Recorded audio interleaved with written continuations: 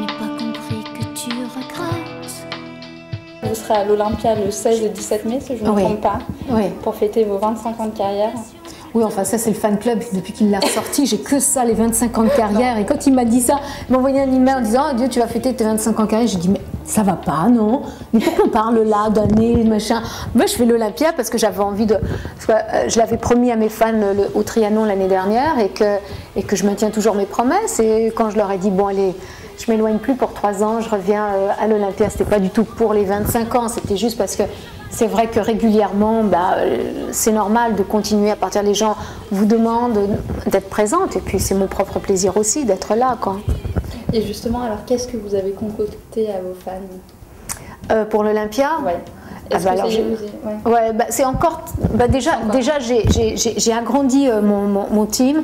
J'ai 2 nouveaux musiciens qui vont nous accompagner, des mecs avec une forte énergie et je suis très très fière de l'équipe qui m'accompagne.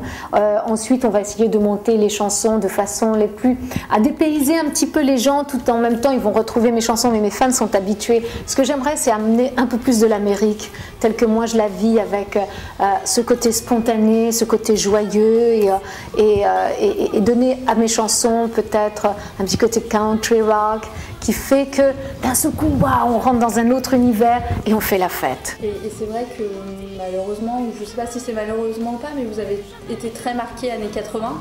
C'est quelque chose qui vous a un petit peu suivi. Est-ce que c'est pour ça aussi que vous étiez parti aux États-Unis pour changer totalement l'univers? Oui, en fait, le problème, c'était qu'au bout d'un moment, j'avais l'impression que je tournais en rond autour de ces années 80 où tout le monde me projetait dedans et qu'il n'y avait plus d'issue, il n'y avait plus de sortie de secours, il n'y avait plus rien, quoi.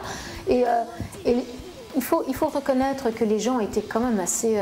négatif, je proposais des choses nouvelles, on me disait tout le temps mais non, tu sais, ça marche pas, mais non.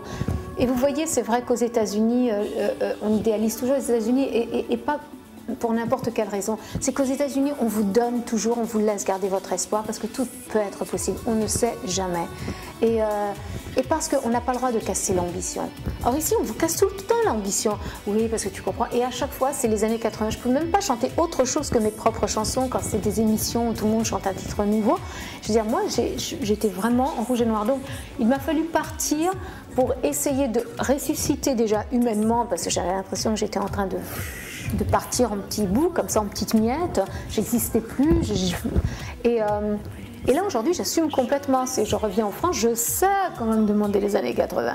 Je sais pertinemment, mais en même temps, j'ai une satisfaction. Il y a Sans toi, sans toi, le centre du monde. Je ne saurais avancer pas à pas, compter les secondes. Sans toi, qu'on n'avait pas du tout fait électro au Trianon, on en avait fait une version très acoustique et très pop. Et elle était magnifique comme ça, donc en fait, comme je vous disais, il ne faut pas rater l'Olympia parce que sans ça vous allez rater la chanson en version acoustique.